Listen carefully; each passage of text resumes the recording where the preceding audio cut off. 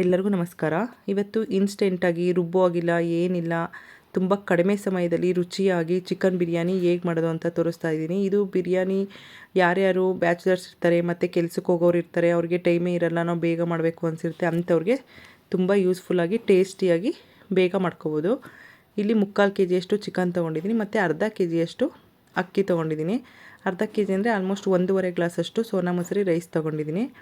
ಇಲ್ಲಿ ಚಿಕನ್ನ ನೀಟಾಗಿ ತೊಳೆದಿಟ್ಕೊಂಡು ಅದಕ್ಕೆ ಅರ್ಧ ಸ್ಪೂನು ಶುಂಠಿ ಬೆಳ್ಳುಳ್ಳಿ ಪೇಸ್ಟ್, 1 ಸ್ಪೂನು ಧನಿಯಾ ಪೌಡರ್, ಅರ್ಧ ಸ್ಪೂನು ರೆಡ್ ಚಿಲ್ಲಿ ಪೌಡರ್, 1/4 ಸ್ಪೂನಷ್ಟು ಅರಿಶಿನ, 1 ಸ್ಪೂನು ಬಿರಿಯಾನಿ ಮಸಾಲ, ಅರ್ಧ ಸ್ಪೂನಷ್ಟು ಗರಂ ಮಸಾಲ ಮತ್ತು ಅರ್ಧ ಕಪ್ಪಷ್ಟು ಮೊಸರು ಹಾಕ್ಕೊಂಡಿದ್ದೀನಿ ಮತ್ತು 1 ಸ್ಪೂನಷ್ಟು ಉಪ್ಪು ಹಾಕ್ಕೊಂಡಿದ್ದೀನಿ. ಇದನ್ನ ಇವಾಗ ನೀಟಾಗಿ ಕಲಿಸ್ಕೋಬೇಕು. ಮೊಸರು ಹಾಕೋದ್ರಿಂದ ಚಿಕನ್ನು ಬಿರಿಯಾನಿಲಿ ಸಾಫ್ಟಾಗಿ ತುಂಬ ಚೆನ್ನಾಗಿ ಬರುತ್ತೆ ಮತ್ತು ಮಸಾಲ ಎಲ್ಲ ನೀಟಾಗಿ ಹೊಂದ್ಕೊಂಡು ಚೆನ್ನಾಗಿರುತ್ತೆ. ನಾನಿಲ್ಲಿ ತೇಜು ಬಿರಿಯಾನಿ ಮಸಾಲ ಯೂಸ್ ಮಾಡಿದ್ದೀನಿ ಇವತ್ತು. ನೀವು ಬೇಕಂದರೆ ಅದನ್ನೇ ಯೂಸ್ ಮಾಡ್ಬೋದು. ತೇಜು ಬಿರಿಯಾನಿ ಮಸಾಲ ತುಂಬ ಟೇಸ್ಟ್ ಚೆನ್ನಾಗಿ ಬರುತ್ತೆ.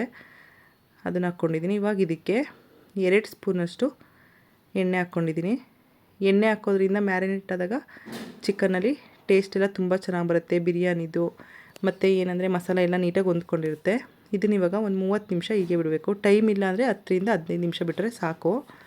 ಇಲ್ಲೊಂದು ಕುಕ್ಕರ್ಗೆ 4 ಸ್ಪೂನಷ್ಟು ಎಣ್ಣೆ, 1 ಪಲಾವ್ ಎಲೆ ಮತ್ತು ಏಲಕ್ಕಿ, ಲವಂಗ, 1 ಮೊಗ್ಗು ಮತ್ತು ಸ್ಟಾರ್ ಹೂವು, 1-2 ಚಕ್ಕೆ ಹಾಕ್ಕೊಂಡು ಅದಕ್ಕಿವಾಗ 2 ಕಟ್ ಮಾಡಿರೋ ಈರುಳ್ಳಿ ಹಾಕ್ಕೊಂಡಿದ್ದೀನಿ ಮತ್ತು 2 ಹಸಿರು ಮೆಣಸಿನ್ಕಾಯಿ ಹಾಕ್ಕೊಂಡು ಇದನ್ನು ಸ್ವಲ್ಪ ಸಾಫ್ಟ್ ಆಗೋವರೆಗೂ ನೀಟಾಗಿ ಬೇಯಿಸ್ಕೋಬೇಕು. ನಿಮಗೆ ಖಾರ ಇನ್ನು ಸ್ವಲ್ಪ ಬೇಕಂದರೆ ನೋಡಿಕೊಂಡು ಇನ್ನೊಂದು 2 ಹಸಿರು ಮೆಣಸಿನ್ಕಾಯಿ ಬೇಕಂದರೆ ಹಾಕ್ಕೋಬೋದು. ಈ ಥರ ಸ್ವಲ್ಪ ಈರುಳ್ಳಿ ಎಲ್ಲ ಕಲರ್ ಚೇಂಜ್ ಆಗೋವರೆಗೂ ಈ ಥರ ಬೇಯಿಸ್ಕೋಬೇಕು.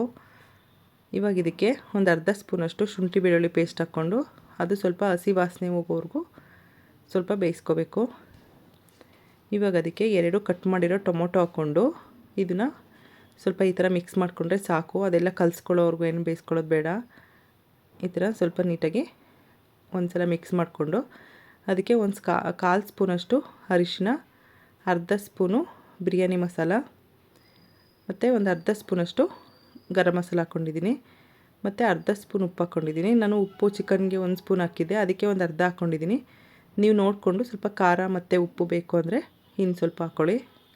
ಇದನ್ನ ಇವಾಗ ಮೀಡಿಯಮ್ ಫ್ಲೇಮಲ್ಲಿ ಇಟ್ಕೊಂಡು 1 ನಿಮಿಷ ಈ ಥರ ಮಿಕ್ಸ್ ಮಾಡ್ಕೊಳ್ಳಿ. ಈ ಥರ ಎಲ್ಲ ಸ್ವಲ್ಪ ಆಯಿಲ್ ಬಿಟ್ಟ ಮೇಲೆ ಅದಕ್ಕೆ ಚಿಕನ್ ಹಾಕ್ಕೊಂಡು ಇವಾಗ ಇದನ್ನು ನೀಟಾಗಿ ಮಿಕ್ಸ್ ಮಾಡ್ಕೋಬೇಕು. ಇದು ಚಿಕನ್ನು ಒಂದು 2 ನಿಮಿಷ ನೀಟಾಗಿ ಈ ಥರ ಬೇಯೋ ಥರ ಬಿಡಿ.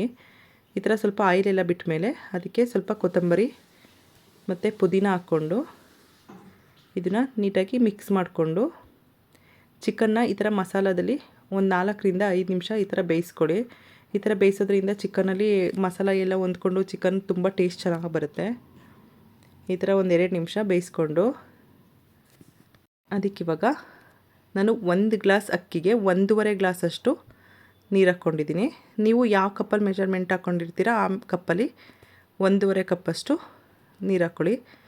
ಇವಾಗ ಇದನ್ನು ನೀಟಾಗಿ ಮಿಕ್ಸ್ ಮಾಡಿಕೊಂಡು ಇದು ಒಂದು ಕುದಿ ಬರೋವರೆಗೂ ಬಿಡಬೇಕು. ಈ ಥರ ಮ್ಯಾರಿನೇಟ್ ಎಲ್ಲ ಮಾಡಿ ಬಿರಿಯಾನಿ ಮಾಡೋದ್ರಿಂದ ಚಿಕನ್ ತುಂಬ ಟೇಸ್ಟ್ ಚೆನ್ನಾಗಿ ಬರುತ್ತೆ ಬಿರಿಯಾನಿಯಲ್ಲಿ ಮತ್ತು ತಿನ್ನುವಾಗ್ಲೂ ಸಾಫ್ಟಾಗಿ ಚೆನ್ನಾಗಿರುತ್ತೆ. ಈ ಥರ ಒಂದು ಕುದಿ ಬಂದಮೇಲೆ ಇದಕ್ಕೆ ತೊಳೆದಿಟ್ಕೊಂಡಿರೋ ರೈಸ್ ಹಾಕೋತಿದ್ದೀನಿ. ನಾನು ರೈಸ್ ಎಲ್ಲ ಇಲ್ಲಿ ಏನು ನೆನೆಸಿಟ್ಕೊಂಡಿಲ್ಲ, ನೆನೆಸೋ ಅವಶ್ಯಕತೆ ಇಲ್ಲ. ಈ ಥರ ಆವಾಗಲೇ ತೊಳೆದು ಹಾಕ್ಕೊಳ್ಳೋದ್ರಿಂದನೂ ತುಂಬ ಚೆನ್ನಾಗಿರುತ್ತೆ. ಇದನ್ನ ಇವಾಗ ಈ ಥರ ನೀಟಾಗಿ ಮಿಕ್ಸ್ ಮಾಡಿಕೊಂಡು ಇದು ಒಂದು ಕುದಿ ಬರೋವರೆಗೂ ಬಿಟ್ಟು ಈ ಥರ ನೀಟಾಗಿ ಮಿಕ್ಸ್ ಮಾಡಿಕೊಂಡು ಇದು ಅರ್ಧದಷ್ಟು ಬೇಯೋವರೆಗೂ ಈ ಥರನೇ ಓಪನಾಗಿ ಇಟ್ಕೊಂಡೆ ಬೇಯಿಸ್ಕೋಬೇಕು. ಈ ಥರ ಓಪನಾಗಿಟ್ಟು ಬೇಯಿಸೋದ್ರಿಂದ ಮಸಾಲ ಎಲ್ಲ ಮೇಲೆ ಬಂದು ಕೆಳಗಡೆ ರೈಸ್ ಎಲ್ಲ ಹಾಗೆ ಉಳ್ಕೊಂಡಿರುತ್ತೆ. ಈ ಥರ ಕುದಿ ಬರೋವರೆಗೂ ಎಲ್ಲ ಬಿಡ್ದೇ ಹಾಗೆ ಮಾಡಿಕೊಂಡ್ರೆ ಈ ಥರ ಒಂದು ಅರ್ಧ ಬೆಂದಮೇಲೆ ವಿಷಲ್ ಹಾಕಿದ್ರೆ ಮಸಾಲ ಎಲ್ಲ ನೀಟಾಗಿ ಎಲ್ಲ ಕಡೆನೂ ಚೆನ್ನಾಗಿ ಹೊಂದ್ಕೊಂಡು ಚೆನ್ನಾಗಿರುತ್ತೆ ರೈಸು. ಈ ಥರ ಒಂದು ಅರ್ಧದಷ್ಟು ಬೇಯ್ಲಿ. ಈಗೇನು ಓಪನಾಗಿ ಇಟ್ಕೊಂಡು ಇಷ್ಟು ಬೆಂದಮೇಲೆ ಇವಾಗ ಇದನ್ನು ಕ್ಲೋಸ್ ಮಾಡಿಕೊಂಡು ಇದನ್ನು ಕ್ಲೋಸ್ ಮಾಡಿಕೊಂಡು 2 ವಿಷಲ್ ಬರೋವರೆಗೂ ಬಿಡಬೇಕು. ಇದು ಅರ್ಧದಷ್ಟು ಬೆಂದಿರೋದ್ರಿಂದ ಒಂದು 2 ವಿಷಲ್ ಬಂದರೆ ಸಾಕು.